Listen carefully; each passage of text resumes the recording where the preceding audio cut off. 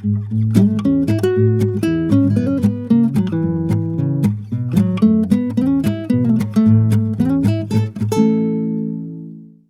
welcome to the Backyard Road Trips podcast. I'm Zach. I'm Jim. And I'm Joanna. Great. Thank you, Joanna, for being here today. So we are super excited. Can you just tell us a little bit about who you are, who we have here? And again, Jim and I are super excited to have you on our podcast. So Sure. I'm really excited to be here because I can't wait to get into everything we're going to talk about.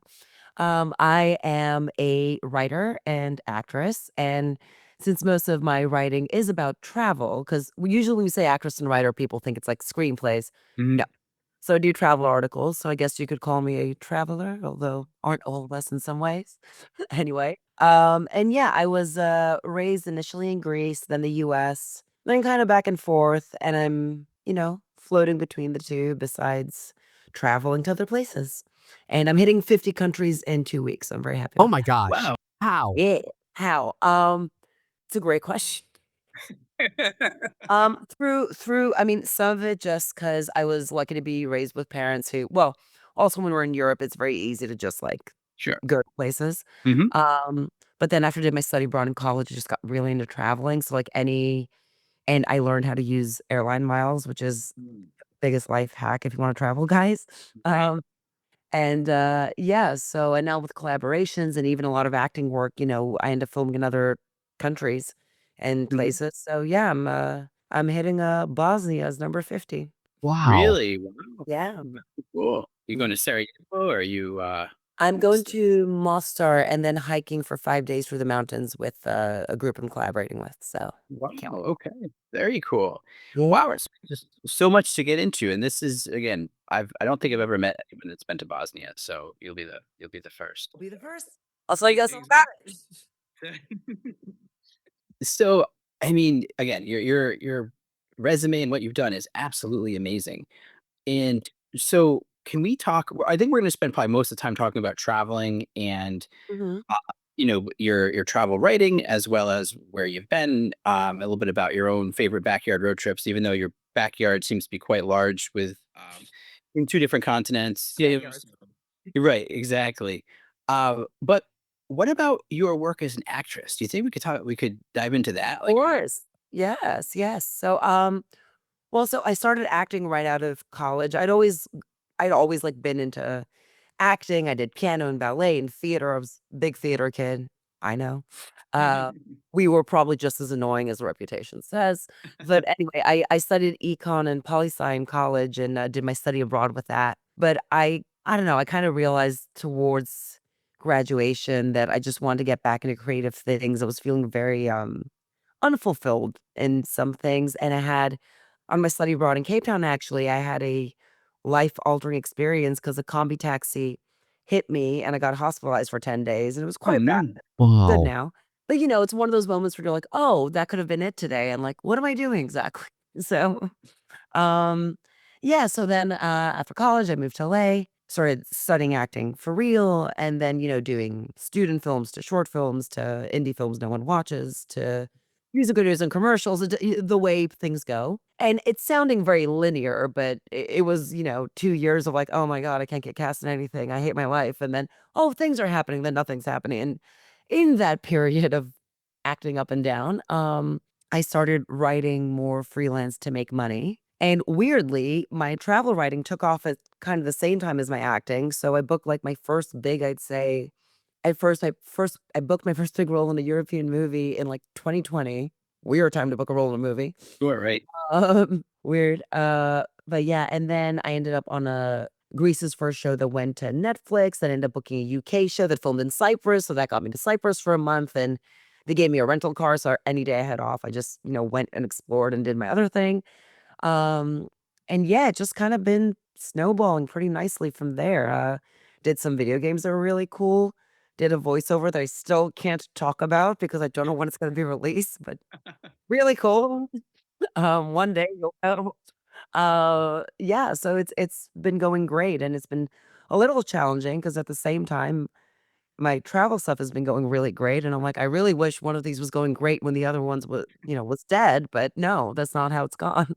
It is funny how things kind of like ebb and flow. I feel like even, myself as I first released my first book came out in 2013, and it was like this like huge deluge of events right away on a smaller level than you certainly because it was just about the state of Connecticut. So how big can it be about Connecticut?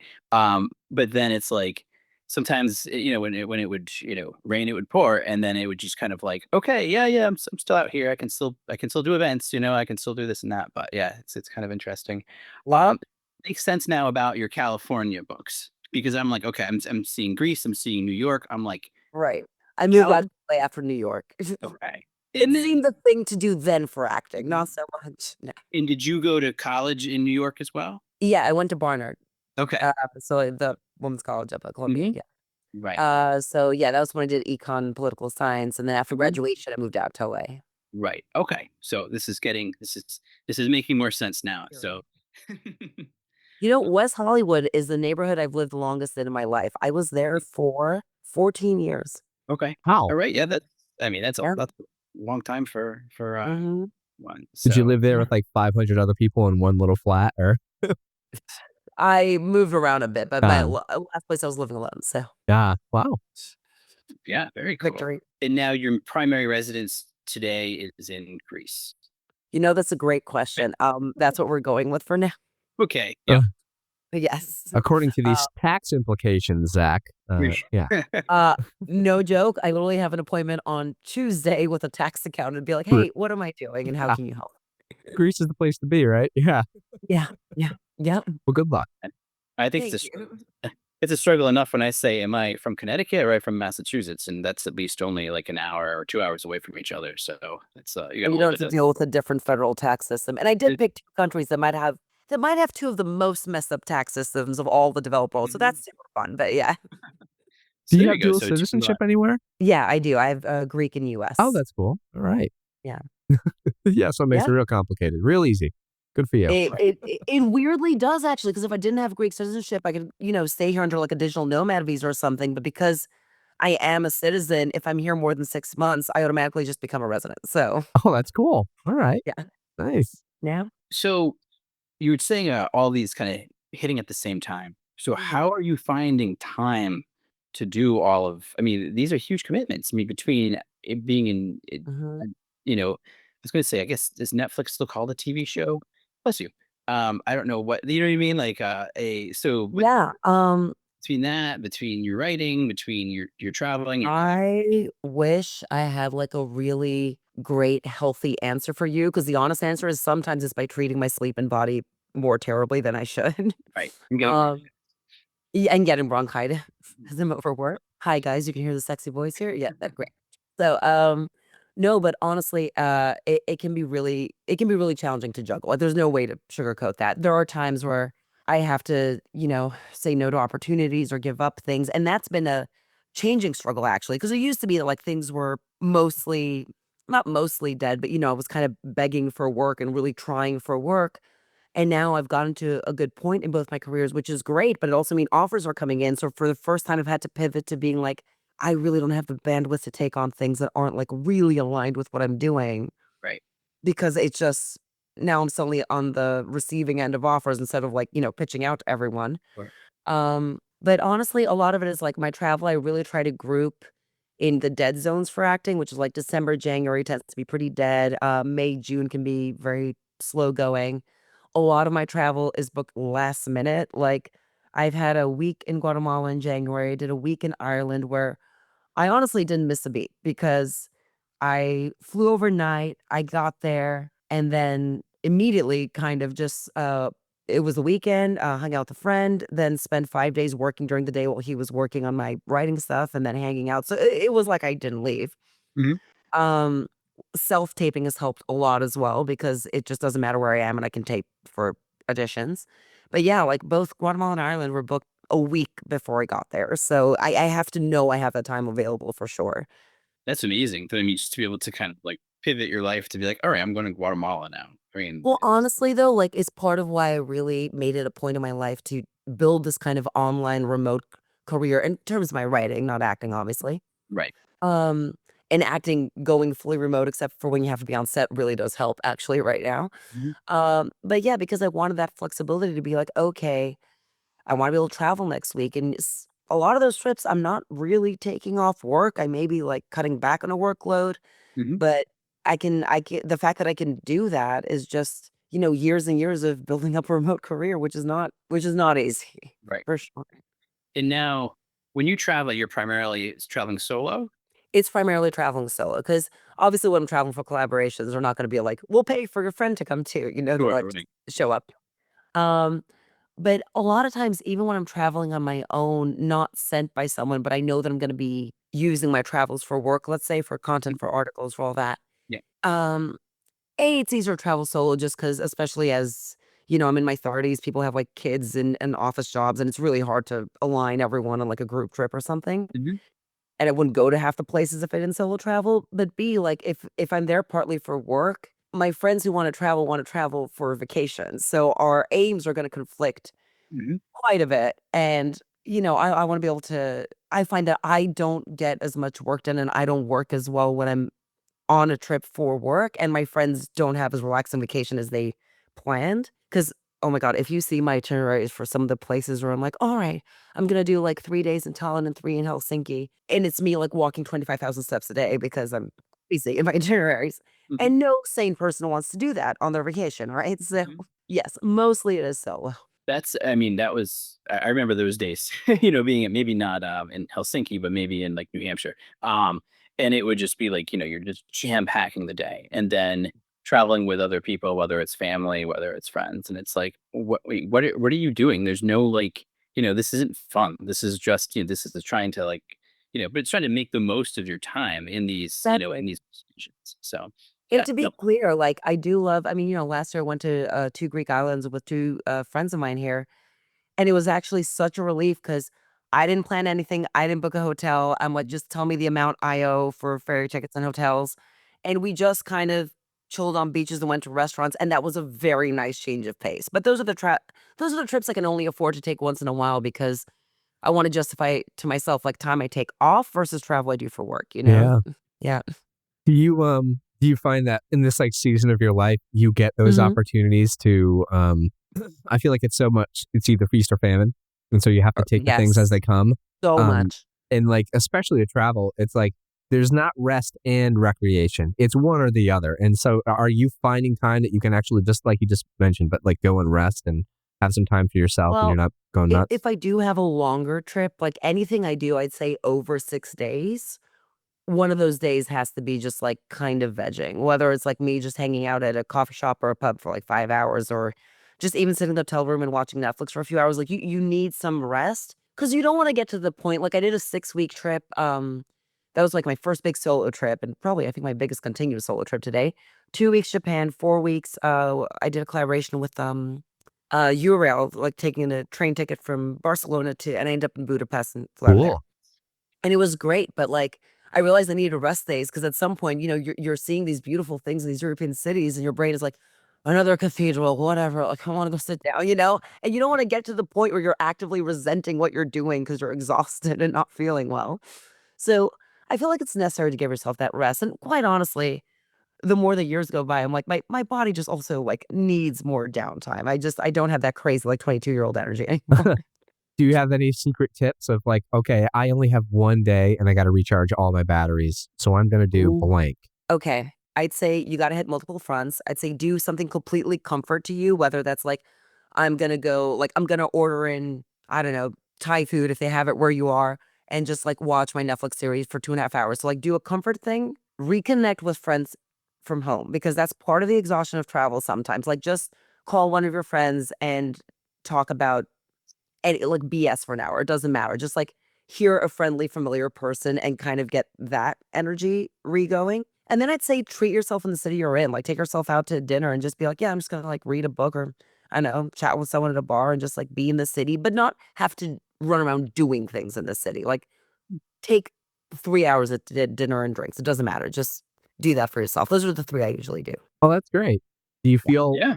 when you take these days, like, to yourself to recharge that, like, you're almost missing out on, like, "Oh, man, I should be doing something," but Or are you just like, I'm so exhausted. I know I need to stay. I don't feel bad not seeing anything. No, I felt that when I was younger, but now I'm like, not only do I value those days, but sometimes honestly, I've ended up having really cool experiences. Like I've ended up being out and, just because I'm more relaxed and I'm more chill, meeting people who live there locally and having like a night with them or just getting really good suggestions on what to do.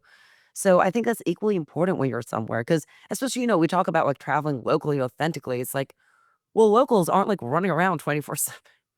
And obviously you're there as a tourist, you want to see things. But also I think it's nice to have a night in a city as a local person would have a night in a city? So you get And this really varied like path of like, you're doing something different like seems like all the time. So have Yes. you had any, let's say like lighthearted cultural misunderstandings that led to like kind of a funny moment? Are you laughing already? Um, I would say my entire 2 weeks in Japan was a cultural misunderstanding.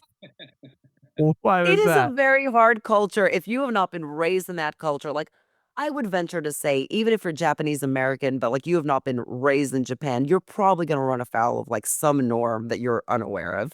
It is there's a lot of little, like, rules and ways the society works that I just don't know. So I had, like, a breakdown one day because I couldn't read the signs and I couldn't communicate with anyone. And, you end up feeling like a toddler without your parent. You're like, "Can someone just explain to me how anything works? That'd be great." Um, and yeah, I think I had a breaking point where I went into a restaurant that was, like, on a 3rd floor of an apartment building, and it was even that, I'm like, "This is so confusing for me, like, why is this here?" right. Wow.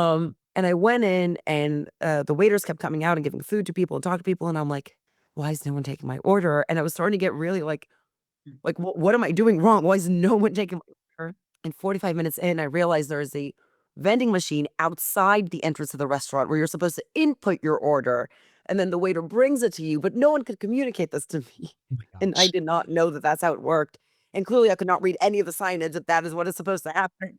Right.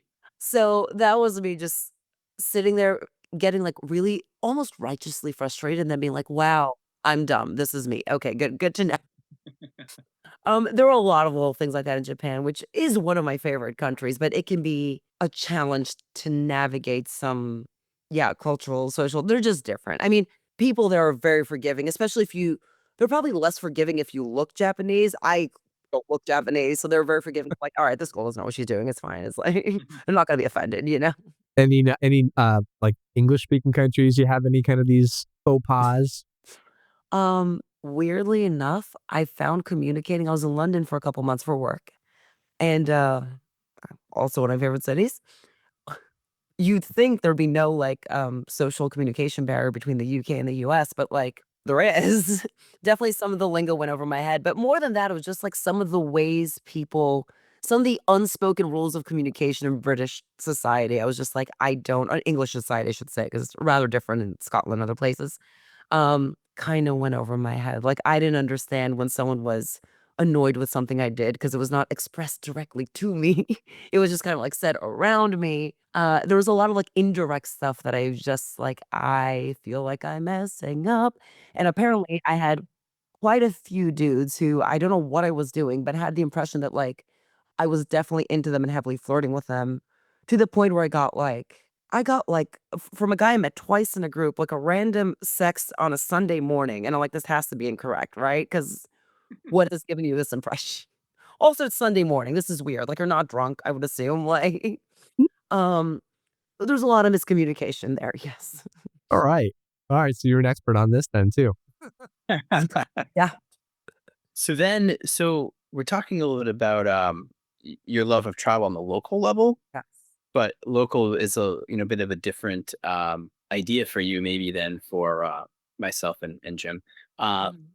so and I know one thing that you mentioned in your original email was Indianapolis, I believe. Was Yes, I just went, I loved it. so so can you talk a little bit about your favorite travel locally, whatever that means for you, because you live so many places, and then maybe like why Indianapolis and kind of like what was your experiences and why did you really enjoy a city that maybe most people overlook? Yeah, most people are like, "Oh, I went there I have to go there for work. Why are you going?" Yeah, instead of, Right. Yeah. Yeah. um or like a Pacers game. Anyway, um, well, for me, I have 2 backyards. Like, I was based out of LA for a long time and now, Athens.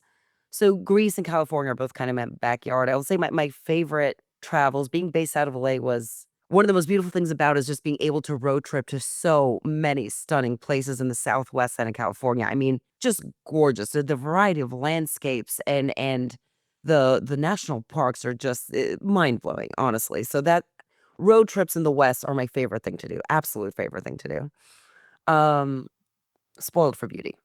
But besides that, so yeah, Indianapolis, I got an email from Visit Indy one day, and granted, I get emails from like a fair amount of people. Most of them I'm like, maybe not a right fit or Mhm. whatever.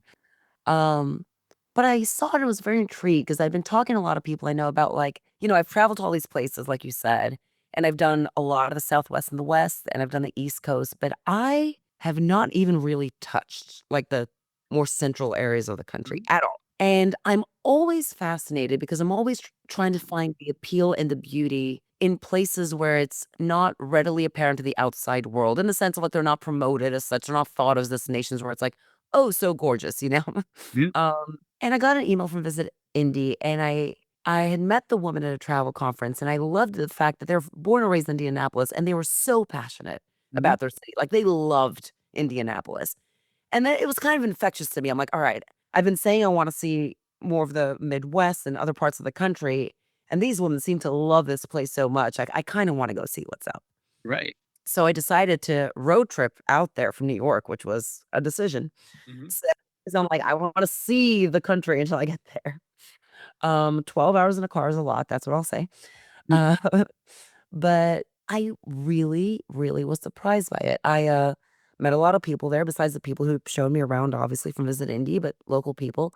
Everyone had a lot of pride in their city. Everyone was really trying to like improve things. So they talked to me about like, Indianapolis had gone through hard times because of the loss of manufacturing, like so many Midwestern cities, and it had gone through like a brain drain and people moving out. And people had so much pride in it that they were reconfiguring all these old spaces, all these old like car factories and auto shops and all these things into like food halls and hotels and really trying to change just the atmosphere of the whole city into something vibrant and create more business opportunities and draw more young people in, and they're doing all these things for it. And I had an amazing time because it's really beautiful to see a city that has such passionate locals, but be a city that's really, like has taken upon itself to really reinvigorate itself and not just quietly accepted like, "Oh, well, manufacturer's gone, so I guess we're just done." Um, and I really enjoyed it. I think they're doing really great stuff out there, and I think, again, especially at this time in my life where I used to be like, "Oh, I wanna be like in New York or LA or London. I wanna be in the city that's, like, in the center of the world." Mhm. But at this point, I'm like, I want a nice quality of life and I want the amenities the city has to offer, but like, some areas like of walkability, some more community sense, like people, it is still a small enough city where you do feel more of a community feeling. And that just rang, I don't know, it was just a really nice experience. And I can see the attraction for people moving in now. Like younger people who are like, I don't want to spend 80% of my salary in rent, in New York or anything. And I kind of like the slower vibe and just nice community feeling of a city like Indianapolis. So That's yeah. no, that's I mean, I felt like I was maybe as you call it, coastist because I was Mhm. near the East Coast, the West Yes. Coast, and maybe Chicago, and then it was like I thought the rest of the country was kind of just behind all these areas. And in my 20s, I would take a lot of baseball road trips and Pittsburgh, Cleveland, Kansas City, Minneapolis, Detroit, and so on. And I just loved all of them in their own way. And Jim's gonna be bored if I talk about Detroit again, but, like, I was in Detroit in 2008, right when the recession hit, and Detroit was as low as it could be, Right. but it still had this, like, real arts scene and, as you're saying, vibrancy of passionate people that loved their city, and it was so it was just it was really refreshing. And at the time, I lived in Boston. I remember how people being just so friendly, and then I went for a run back as soon as I got home into, on the Charles River and started saying hello to everybody that I saw, and people just looked at Awesome. me like I was yeah, you know what I mean? Like that I was trying to swindle them. Um, but it was just yeah, it was just such a different just a different vibe, and it was amazing. Like, it was really, like I'm used to Boston, New York, Philadelphia, etcetera, Mhm. which is very different than Pittsburgh, Detroit, Right? and Kansas City, or other cities such as that. It just sounds like Indianapolis is a kind of a similar vibe, and It it- sorry, it definitely is. Mhm. I do enjoy cities that a little bit make you work to discover things, like, Yeah, haven't been Instagram to death. It's not yeah. like these are the 5 obvious highlights. It's like you kind of explore and it rewards you for that exploration. Exactly. I mean, that's I Yeah. think what the whole idea of a backyard road trip is. It's just that there's meaningful travel on whatever local level there is, and it's somebody's backyard certainly. And that's one thing I've discovered myself being when I used to be, then maybe not as venturous as yourself, but we'd be able to go internationally more easily and things like that. Mhm. Now it's kind of figure out what are things that people should see just on a level that's accessible to them that might not need the whole like huge travel budget and, et cetera. So 100%. We I have guess so that many things that we pass by every Mhm. day that we don't realize are worth exploring. Exactly, exactly. And that kind of goes into your website. So lose the Mhm. map. So when you're working for the city of Indianapolis, so the city of Indianapolis, Mhm. some, commission committee, um, is that content going to then be on your website, or is that something that you have separately that you're, let's say, working for the, you know, It depends on the individual agreements I have with places, like, Visit India was actually very chill. They're like, "Oh, just come and do whatever you want or write anything if you want. We just want you to have a good time." Like, oh, nice. Wow. "Okay." Yeah. Um, Usually there are like, write a blog post, write a reel. I always do emphasize because you get offers from so many people that are like, "Oh, can you just write this about us?" I'm like, "I haven't Mhm. seen your sit." Yeah. Like, I built some trust with my audience. I'm like, Mhm. I'm gonna come and I'm gonna be honest. I mean, to be fair, my honesty is always like I'm finding reasons to fall in love with every place. Totally. Yeah. Yeah. My honesty is a little biased in itself because I'm just always liking places. But, I will say, like, for example, if I think a city is, difficult to travel in as a woman, for example, or, like, if I think, "Oh, this city's mainly like a shopping destination, so if you don't really care about shopping, maybe it's not for Mhm. you," but I will mention that stuff. I do wanna give actual helpful advice to people, not just like, "Every place is amazing." You know? For Definitely. some Oh, people, yeah. it's not. People have different preferences, so Absolutely. And for someone who's looking for a beach vacation, giving a realistic Indianapolis review is going to it's exactly. And there's yeah. so many people that think of the idea of vacationing or traveling as sitting on the beach with a continuous flow of cocktails Cool. and, getting burned to a crisp and eating, large quantities of food at the buffet line. There's nothing wrong with that, but it's just not, it's not, I guess, what you would call, I mean, I guess it's meaningful to them, which is great, but it's not going to enrich you culturally or No. gastronomically, except for maybe just being extremely full. It's just gonna be a different kind of like, a kind of travel. 100%. Speaking of travel, can you tell us about the Moon Guide Best of Greece? Yeah, for sure. I mean, speaking of backyard travel, yeah, Backyard running. I went through several interviews, and I really like the fact that they really wanted someone who was Greek and had experience with Greece to write it because Mhm. I think that's important. Like, you could send me to India for a month. I'm not going to be able to write a comprehensive Right. guide in the same way someone who speaks the language and gets the culture and has a background in traveling there, you know? Yeah. Um, so yeah, I got to explore Greece. I was on the road for like probably a total of 6 weeks, split up into two Mhm. different parts. Um, and it was great because I got to revisit a lot of places I'd been to with a more kind of inquisitive eye. Right. Some place I hadn't been to since I was a teenager, you know? And then I got to see parts of my homeland that I'd never been to. I didn't know about. I discovered, I mean, my new favorite region is Epirus, which is the northwest of Greece and is nothing like what people picture Greece is. It's Mhm. mountainous, it's got rivers and gorges and hiking and skiing in the winter and like Oh, wow. absolutely unrelated to what people like think of when they think of Greece. Mhm. And it's absolutely beautiful. And there are these, mountain villages that just became a UNESCO site called Zagori up there. Got to stay in them and just really enjoy that slow pace of life and, see all these, I mean, we're relatively small country, but we've had such a long history that you get to see, like, these small little variations in culture and microcosms and history, you know? You go to the north and there's a very diverse history of like Muslim and Jewish populations that lived in Greece forever, and you get to explore that, which isn't really the case in Athens. You don't get to see that side of the country, so it's interesting. That's so cool. I mean, Mm. that's in Moon Guides. I mean, that's like, that's a world-renowned publication. So that's so cool. I was very happy of that. I'm actually in the middle of updating for the second version Cool. before. Yeah, but I was really happy to work with them also because they did seem to care so much. They were very open to my suggestions. Epirus initially wasn't going to be in the guide because like we're including the places, most people are looking at. I'm like, Mhm. I think if you want to like include something extra special that will differentiate you, it's a mistake not to include Epirus. And I pushed for it. And to their credit, they're like, yeah, okay, that sounds great. Give us a chapter. Let's see. I'm like, all right. That's great. And that's just something that you pitched to them, this idea, or just an idea they had that then you kind of applied for, as if you will? Well, they were doing a Best of Greece book Okay. regardless. They were just trying to Yeah. find someone. I'd applied for something unrelated years before that I'd forgot about. Yeah. And I get an email being like, "Hi, you applied for X, but we're looking for Greek travel writers now, and Mhm. you're in our database is like your experience is there." And so yeah, I submitted an application. I went through an interview, Mhm. and I ended up being chosen for it, which was really Great. flattering. So Yeah. That's awesome. yeah, So we were talking about your guidebook to Greece. Can we yeah. talk also about your first two books that you wrote about California? Yes, yes. So, yeah, so abandoned California, northern and southern, because California is a big place. Sure. Seemed, Mhm. yeah, seemed optimistic to get it all in one book, but yeah. So, trying to remember how that even started. I think I met someone. I had a photo exhibit in downtown LA, and I met someone who then emailed me about the photo book.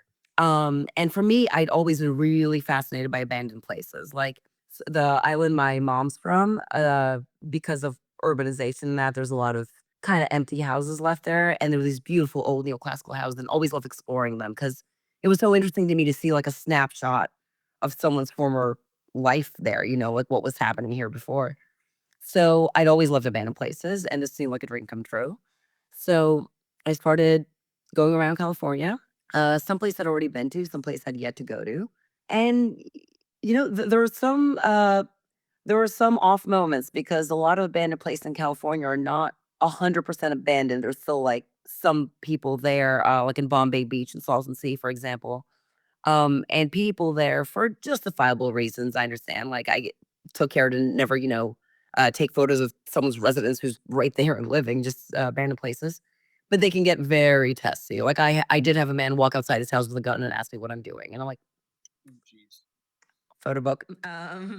But yeah, yeah. If you live in the desert a long time,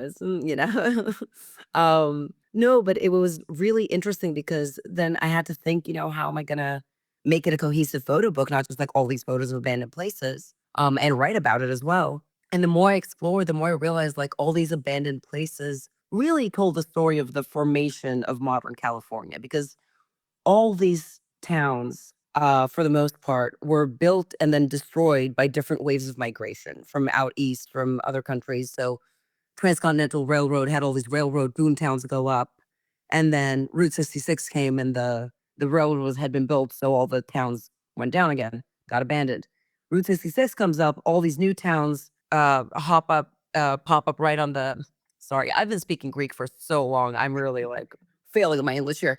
But yeah, all these towns pop up on the side of Route 66 and highway gets built, all those towns go down again. The businesses stop working, people move out because the businesses stop working, so on and so forth. But it was fascinating because it just tells the story of this continued, what California symbolized to me at least, which was this continued place of like hope and dream. And like, we have to have a better life out there. There's opportunity out there. There's land, there's something, there's new industries. Like we will find our fortune out there. And you really see it in the stories of these abandoned towns, which is again why these things fascinate me. To me, they're still alive. They're still alive with history and just understanding how a place became what it is. So That's so cool. I mean, that's those when I was looking at your bio, I mean, those struck me. My first books were was called Connecticut Lore and then more Connecticut yeah, Lore. Can't believe the publisher took the title of that one.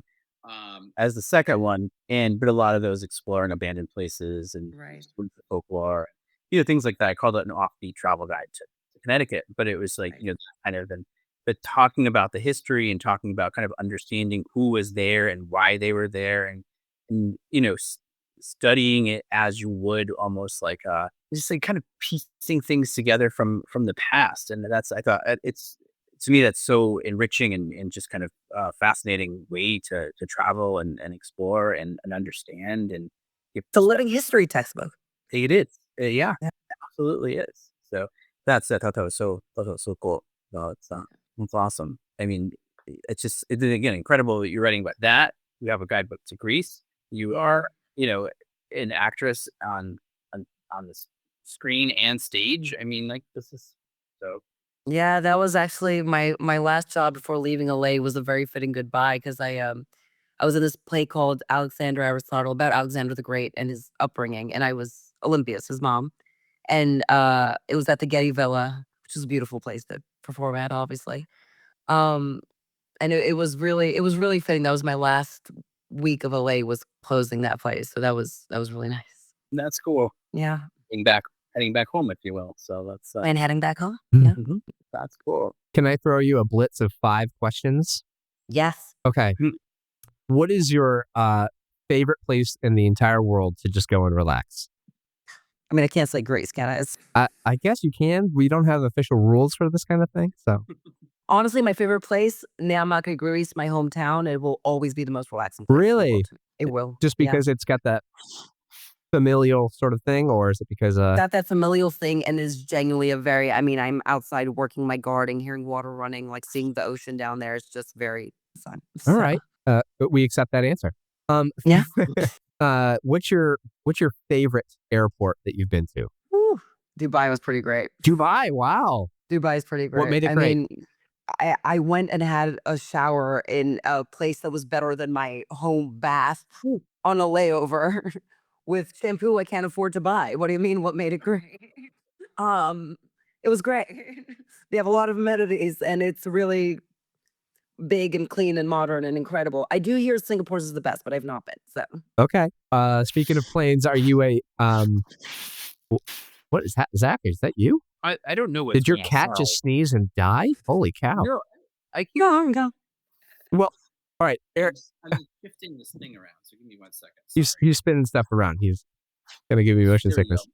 It's better. It's just so disgusting in this whole house. Like meat in the, you know what I mean? Like I'm shiny. I'm all like, you know what I mean? You can probably see your reflection in my forehead right now. My house is dog fur right now. Okay. It's summer and it's just, they're just shedding. I don't know if they have anything left on their bodies at this point. I can see this. I can see the sun reflecting off my face, and with the humidity, it's lovely. So I won't move anything else around, Jim. I'm It's sorry. really okay. I'm concerned for your safety, With the us, cat the cat. safety. Cat got locked in the closet for a whole week. Who knows? But, Yeah, the cat. She, whatever it is, it's around somewhere. all right, We're good. window seat or aisle seat? What's your preference? I'll sit. How come? Just the legroom? It really used to be window seat, but I get a little anxious on takeoff now. And also, I like, yeah, getting up and being able to walk. I don't want to get cramps. Wait, you developed a plane anxiety? I developed flight anxiety. I know How? it's hysterical to anyone I speak to. I developed flight anxiety. What happened? This is the opposite of how. I had a Fear of terrible flying. experience. Oh well, I okay. was taking off from it's only on takeoff. It's like the second the ding happens, I'm good. I was taking off from the Bahamas to Atlanta, and 2 minutes into takeoff, everything like whited out outside the plane. They were delaying takeoff. They weren't sure if they should take off or not because there was a storm developing, a tropical storm, and they decided to take off. Bad idea. And the plane started shaking in a way that was, I've lived through turbulence. This was wild. This was the only time in a plane, knock on wood, so far in my life that everyone has started screaming, crying, like the entire plane lost its mind. Wow. It was shaking that badly. It was out of control. The lady next to me was like digging her hand into my hand. I was just paralyzed, like tears streaming down. And she was saying, like, I want to see my son again. I'm like, I'd like to see anyone again that's not in this plane. But yeah, it was fine, obviously. The pilot came on super breezy at 20,000 feet to tell us, yeah, sorry guys, it was worse than it looked. I'm like, check, my God. And then I got to Atlanta and I had to do a connecting flight to LA. And I really was just like, should I run a car? I can run a car, I can be there in 3 days. It's fine. But I really needed to be back. And so, yeah, I have it under control now for the most part, but I still get a little jumpy on Wow. takeoff. Okay. So, See, yeah. I'm glad I asked this. This is That's a we great learned something job. big about you. Yeah. Yeah. All right. Is there a favorite beer, drink, wine that you? Yeah. What do you got? I will always get the local beer wherever I go because I collect the bottle caps because I love beer. Oh, smart. And I want to try all the beers wherever I am. Do you have a favorite 'cause there- beer that you've ever had? I know, a big question. It's like your favorite There's song. one okay.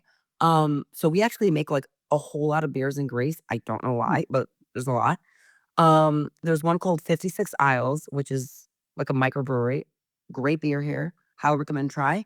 And honestly, I did not like Guinness until I went to Ireland and had Guinness, and they are right. It does taste different. I don't know why, but they tell me Guinness does not travel well, is what I said. All right. It tastes different though. It's great there. Okay. We'll have to put that on a list. Yeah. And then last question, is there a place that you visited that maybe you had maybe an opinion that it wasn't going to be a big, great visit, but then you got there and like it blew you away, like in an unexpectedly really surprising good way? Unexpectedly blew me away. Oof. I will say I thought it was gonna like Colombia regardless. Colombia and Guatemala actually both blew me away way more than I thought. Really? Really, like Colombia's probably edged its way into one of my top countries. Get out of here. Really? How come? Incredible food. Like I was eating like 4 or 5 times a day. I'm like, all right, we'll deal with weight gain later. Um, just to like get my meals in. Uh, really, really friendly people everywhere I went. Lively, like music, dancing, bars, gorgeous old town in Cartagena, beautiful islands across. Very different cities within it, like incredibly, from coastal Caribbean to like up in the mountain. It just absolutely stunning country. Stunning country. Wow. Oh, that's a big Yeah. accolade. Wow. Great. And Guatemala, I will shout out also because it deserves so much more tourism than it gets because it's classified as like a level 3, whatever the State Department warnings are. It's fine. Just like don't do dumb things. Like Guatemala City is a bit sketchy. Most people like kind of leave and go to Antigua and Lake Atitlan and like the Mayan ruins, which are incredible. Those are all fine. You'll be fine. Like it's not that. It really makes it sound. They make it sound like you're gonna get shot the second you walk off the plane. It's not like. Yeah. All right. Well, great. Well, thank you for sharing all that. Yeah.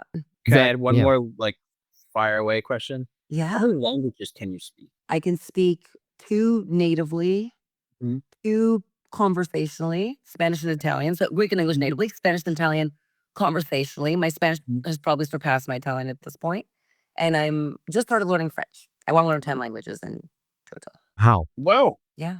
50 countries, 10 languages. So Yeah. yeah, the things are Have you wow. had any acting parts where you had to do it in a different language? Well, I didn't have acting parts where I had to do a foreign language to me, but my first acting part in Greek was a little intimidating because I just never acted in Greek, and it's not the same Mm. as just speaking it. It's like, I don't know, you've learned to act and convey all these things in one language, and then you have to do it in a language you don't speak. At the time, I didn't speak even as fluently. Like I am fluent in Greek, but I was just more out of practice because I was spending the majority of the year in the States, obviously. So I was a little less secure in it, let's say. Hmm. And it was a big challenge, but very lucky in that my castmates are the most incredible people on earth, and they were so supportive. They're like my adopted parents. They played like an older couple, and they were so supportive from we had our first scene that it was great. Yeah. Excellent. Mhm. So if now that our listeners are going to be like, oh, well, where can I see you on TV? Where can I see you on Mhm. stage? Where can I read your stuff? You can check out my blog, which is losethemap.com, Mhm. which I have a slew of articles I need to update and post now. My Instagram is the most active on social media, so Joanna.Kalafatis. I've given up on most of the social media. It's too much. I can't. So I picked one channel. And then on Netflix, internationally, you can watch Maestro in Blue seasons 2 and 3. It perhaps will continue. I have no yes or no on that yet. Um, and I believe my UK show Love Rat also went up on Netflix, but I don't know if it's available in every country. But those are the current ones. Yes. Perfect. Excellent. Awesome. Hmm. This has been so great to catch up with you and just to find out, really everything that you do. So, again, I knew I was gonna be blown away, but I certainly am. So, Jim, I think Yeah. I don't know. You gotta We've send us been some so autographed beers now. That's yeah, there we'll you go. go. I don't I'll send you the bottle of caps of right. all of Grace, so it'll be like you'll be here. So, Right. No, this is um, yeah, Yeah. Thank you so great. much. it was really great. Thank you guys so much for having me on because again, I will never shut up about California or Greece because I love them both so much. So it was really nice to be able to talk about them more to people who care to listen. So yeah. We haven't even gotten into New York City. So I mean that was a whole nother Oh my God, that's next podcast. So, there you go. A part two. Exactly. yes. So for Backyard Road Trips, I'm Zach. I'm Jim. And I'm Joanna. Perfect. And you can find us at backyardroadtrips.com or on your favorite social media network.